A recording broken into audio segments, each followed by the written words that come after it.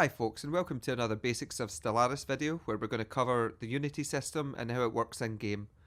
I brought up our old game that we should be familiar with by now from the other videos, so let's just jump straight in and start having a look at the system itself. So if we go up to the top here, you'll see that there is a number that is produced here, and this is the number of Unity that we actually currently have at the moment. Now this isn't really going to mean anything to us until we actually go straight into the system itself. So let's click on our More button and we're going to go across to Traditions here. You can also, if I close this just now, you can also press the F8 button, which will bring up that list. But there's actually another way to do it as well, which can be the fastest. If you go up to Unity here and just click on it, then that actually brings up the list as well. And you can do that with a few of the other buttons as well. Just while I'm doing this for a little bit of information to you, you could click on the energy credits here. That would actually bring up your budget tab. So you could see what your balance is. Now you're going to have it here anyway, but you can see your income and your breakdown. Can be quite useful. Saves you having to hover over this sometimes.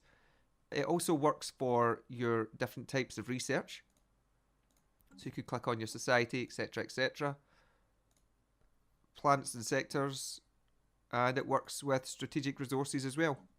But anyway, that's kind of by the by. I just thought that was something that might be useful to talk about at the moment. It could be kind of interesting.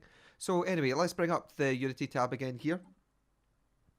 And you can see that this number here represents roughly about half the bar here. It's going to take another 44 months to finish this.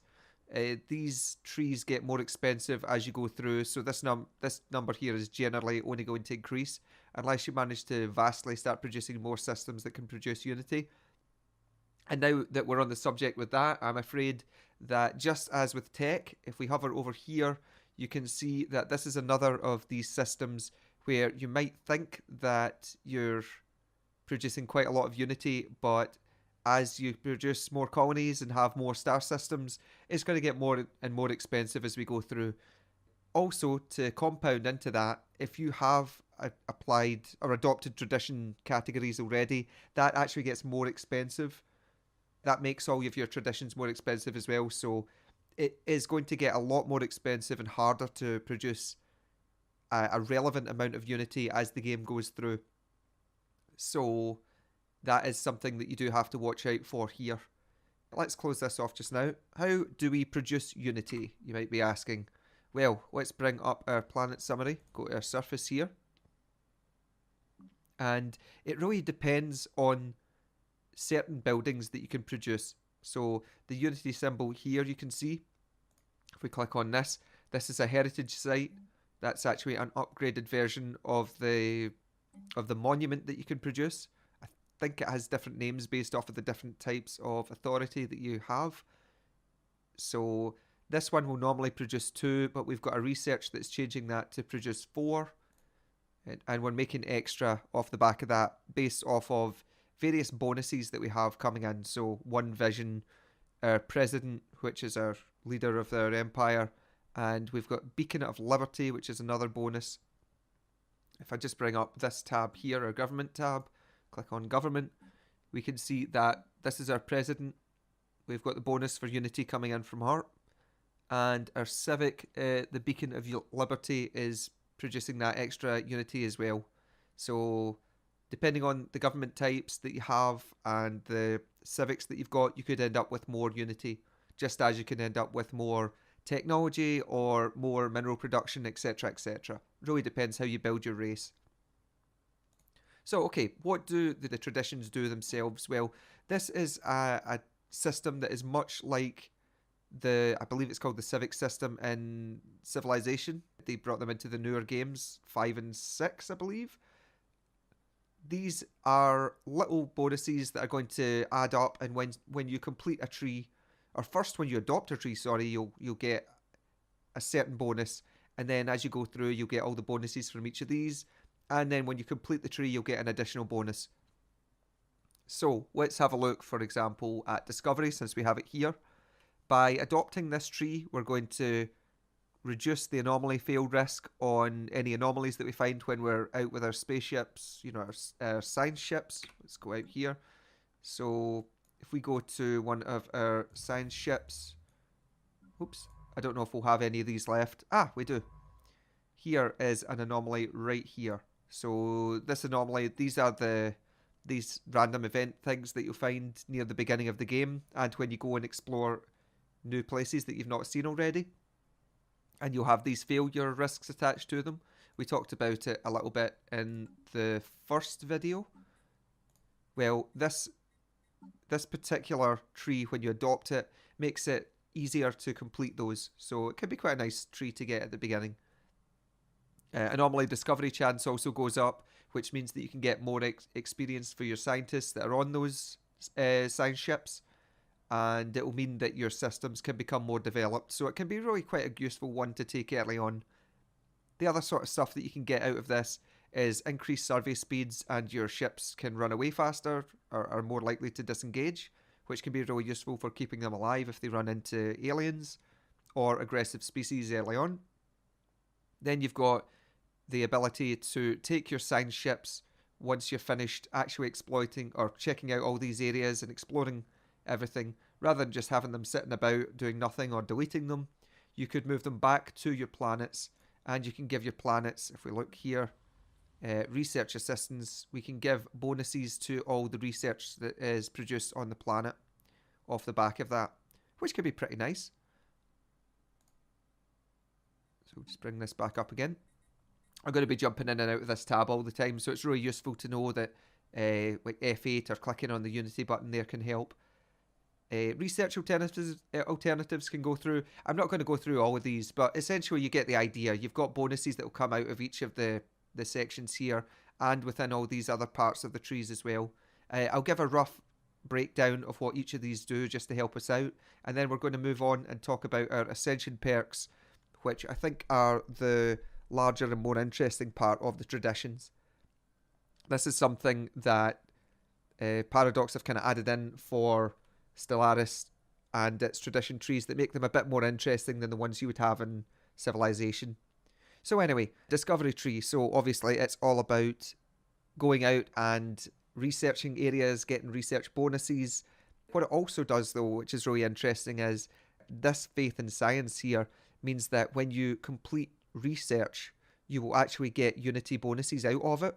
So you can kind of speed boost your Unity production off the back of this. You don't tend to make an awful lot out of it, but it's equal to 3 months of production whenever a new technology is researched. So you could actually go very heavy into research, and you could get loads of Unity out of it as well, which could be really helpful and quite useful for more technology-based species. So let's have a look at the rest of these here. Expansion. Well, shockingly enough, this one is all about fast expansion. It will let you produce extra Unity from capital buildings. It can cheapen tradition costs for having multiple colonies for the system now, within your empire. So here we go. Well, let's look over here. You can see that we've got 2 colonies, which is a 40% increase in cost for tradition. If we take this, we can cheapen that by 20%. So it's going to mean that we've got a net gain of more Unity going into our production rather than just kind of getting lost in the void. Other stuff it can do is it can like cheapen off your star bases. Your colonies can start bigger, so they expand faster. And once you finish this tree, you've got your core sector system bonuses, which means that this number here of your directly controlled systems will go up. So you can control more of these directly and make sure that they're building just the way you want to without dumping them off into sectors. Sectors we'll cover in another video, so you don't need to worry about that too much at the moment. Domination tree is all about vassalization and tributaries. Essentially, you can take, if you have this tree adopted, even just the start of it, you're able to go to another empire and tell them that you're going to take control of them. You're going to be their overlord, and you can try to go to war with them afterwards if they say no. And if you do that, you can force them to become a race that will be sitting under you, and that you're going to have to that they're going to have to do what you say. You can also steal production from them, which can be useful to you in the meantime. This tree is essentially all about boosting up the bonuses that you get from those people that you take control of. You can get extra unity, you can get extra naval capacity, etc, etc. Can be a really useful one for a hyper-aggressive race. Prosperity tree is about reducing costs and building things and building buildings and ships faster. You can get ship upkeep reductions, etc. And when you complete the tree, it means that consumer goods cost go down. Consumer goods are, for every population you have, they cost you a little bit of minerals. So this means that you would save on that. Quite a useful tree in the mid game, I tend to find. Harmony tree here, by adopting it, your people will grow faster, so they'll be produced faster. Outside of that, you can reduce unrest, you can make your leaders live longer, you can get protection in your systems. Your ships will be better at fighting because they're very happy and they want to protect themselves. And then you've got the paradise domes and stuff like that give food, unity, and happiness to all the worlds that you have. It can be really useful. It's a very, very powerful building that you can get from this tree. So it does tend to be one that I like to go down fairly early.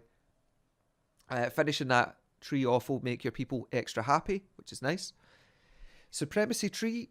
The supremacy tree will mean that this is all about fighting. It's all about making your having more control over your fleets and having a little bit more starbase capacity, etc. So starting this, you can get extra starbases, which means you could produce extra ships out of it, or you could set up choke points a lot easier because you've got more starbases that you can use to defend sections.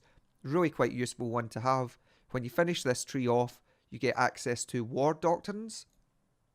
Now, if we go into our policies and edicts, you won't see it here just now, but what it does is it changes the way that your fleets can work. So you could set them up so that they could hit and run people, so they're more likely to run away with and keep some of their health in the process, but they will be able to so they'll be able to fight for a little bit, run away, rebuild somewhere, and then get ready to go out and fight again. Or you could set them up so that the ships have longer ranges. You could have it so that they're very, very aggressive and they won't run away, and they'll get extra bonuses off of the back of that. And they'll try and do as much damage as they can before they die. It really depends on what your ethics are, how these things kind of fit in. But it's an interesting thing, and it is very, very useful later in the game. You can also end up with ship build speed increases, army damage. Again, unity outposts increased by rivals, which is an interesting one. Your claim influence costs go down. You can, when you've decided you want to go to war with someone, or you're getting ready to go to war with someone, you can start to claim up their areas, and that will mean that you can choose to fight. Again, I'll cover that in another video, so we don't need to look at it just now.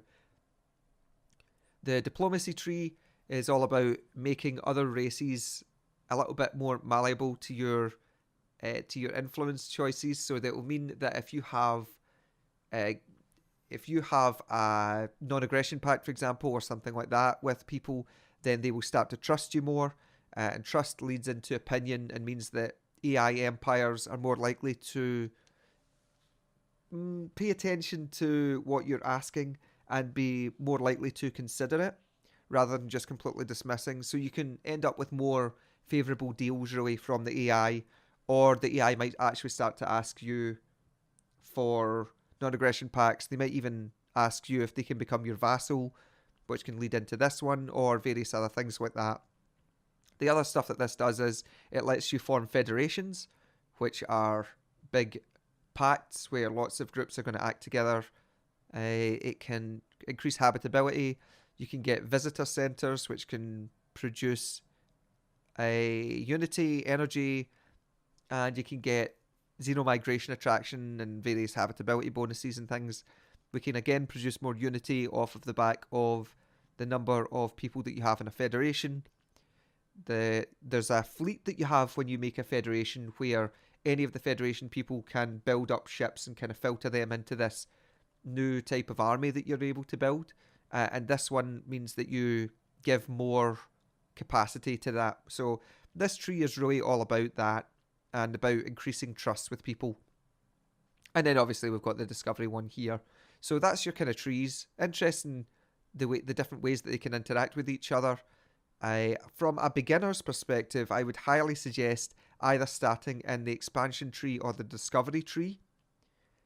Mostly because the discovery tree is really handy early on for developing systems, because you'll find more anomalies, and by finding more anomalies you have a higher chance of completing anomalies, which means that your systems can end up with more stuff inside them. So when we completed some of these anomalies previously, they would maybe have meant that there's more society research in an area, or we find a stash of minerals, which means that we can exploit that and it will produce more in that area. It essentially just means that your systems that you have under your control are better, so you don't need to expand as much. So that can be quite a useful one. Or if you do manage to expand, you can make even more out of it. The expansion tree is all about, if you end up with loads of planets around you and you are able to access them, you're able to land on them, then it means that you can produce more planets equal more people, which means the potential of more unity, which means and also means the potential of more science. You can get more minerals, you can get more energy, you can do a lot more with the amount of space that you can take over with that. So it's useful to have these at the beginning. These tend to be some of the first trees that people will go into. In some niche cases, Harmony can be a very good one to start in, but generally it's one of these three that you'll see most players kind of start off running out of. But it's personal preference. Again, I would highly suggest people go and use trial and error to mess about and see how everything runs from there. But yeah, that's essentially the tradition trees. Now let's have a look at Ascension perks.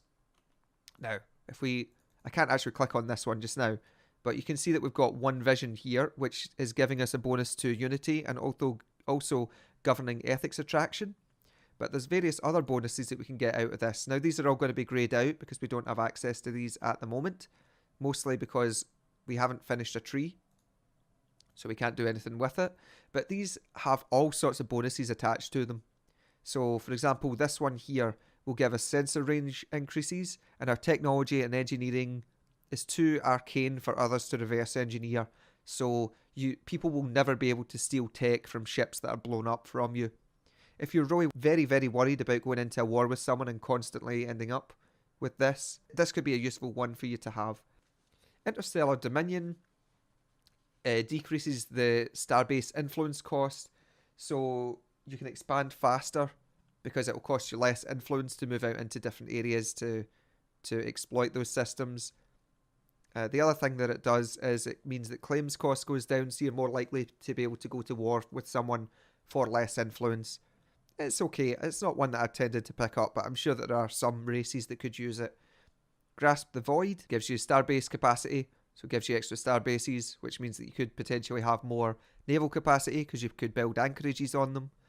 You could set up choke points even easier, much like we were talking about with the supremacy tree. You know, this one can be very useful. Technological Ascendancy is a base plus 10% research speed bonus. Can be really good if you're falling behind in tech or just want to advance very heavily in tech. I'm not going to go through all of these, but because there's quite a lot of them. But they boost up your race. If we go to some of the ones further down here, you can see some of the other things. Colossus Project means that you're able to start producing Colossi, which are giant ships, kind of super ships. They don't really fight as such, but they are more like Death Stars or something like that. You can blow up planets with them. You can, depending on your civics, you could either blow up a planet, or if you're a pacifist, you could lock that planet in a bubble so that they can never escape. And you can actually research that planet afterwards, so it can give you extra research out of it. Blowing up a planet will mean that you get loads of minerals out of it generally.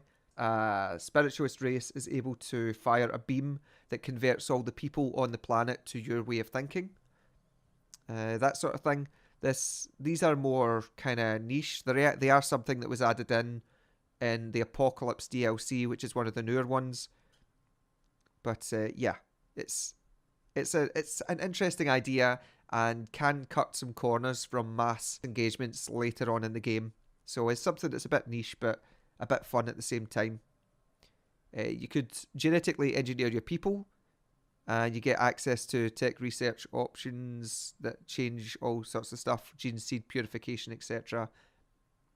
Evolutionary mastery, where you've got, again, gene modification points and all that sort of thing. Flesh is weak, you can turn your people into cyborgs. And if we go down here, you could have transcendence, you can turn your people into psionics.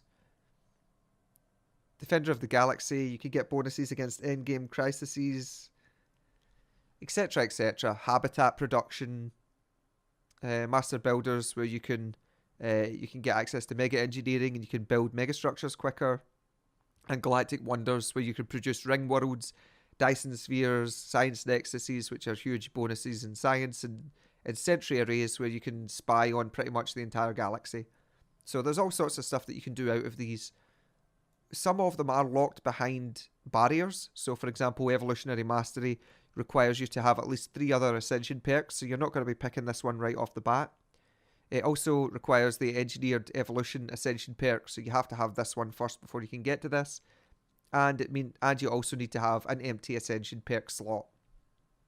As you get to the really high levels in this, when you get to around this number, so like your 6 Ascension perks unlocked, you can actually get research to get another Ascension perk out of that as well. So yeah, there's a couple of ways to get Ascension, but mostly it's based off of your traditions here. And that's pretty much it for Unity production, really.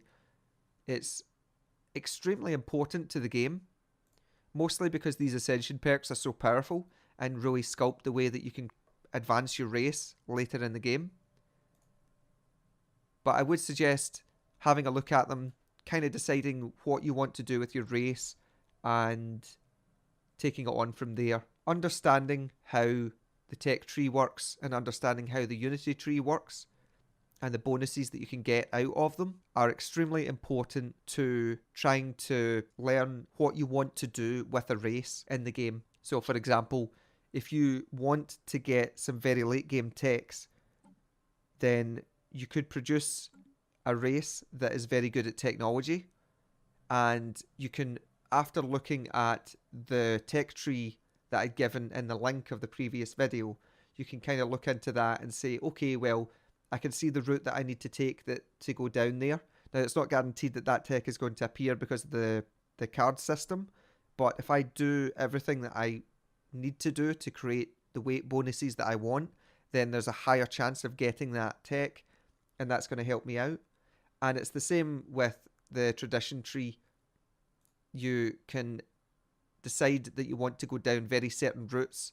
So, for example, I want to have my one vision here to help get my tradition costs or my tradition production up, and I'm going to then snowball that into making sure that I get evolutionary mastery before someone else does, and I will be able to make my people better, which are going to increase my energy production or my mineral production, or maybe I'll be able to land on more planets because I'll be able to change the way that my people live. So they might live on desert worlds at the moment. I want to switch them over so that they can live on alpine worlds, and that will mean that I've got a couple of planets in my system that I don't have access to right now because the habitability bonus doesn't balance right for me, but it'll be perfect at that point. So I'll be able to put more onto this planet, and this planet, for example, produces an extra 25% minerals, so I'll be able to turn that into a mining world, and that's going to boost up my production and mean that I can produce extra ships, which will mean I can fight against this person, take over more of their land, and snowball my way into a victory from there. So really, that's the sort of thing that these trees can do for you, and understanding them means that we're then able to start looking at building a race and finding one that we can really make the most of and get the most fun out of in the game. So going into making a race is the next video that we're going to be doing, so look out for that one in the near future. And I hope this has been a useful video, and I'll see you for the next one. Thanks for watching, everyone. And remember, on my Twitch channel, I play Stellaris on a Saturday night and a Monday night. That's 7:30 PM GMT +1 on both days. So if you'd like to see a multiplayer game in action, then feel free to pop along at that time. I've included the link to the stream below, just for ease of access. Take care, and I'll see you all next time.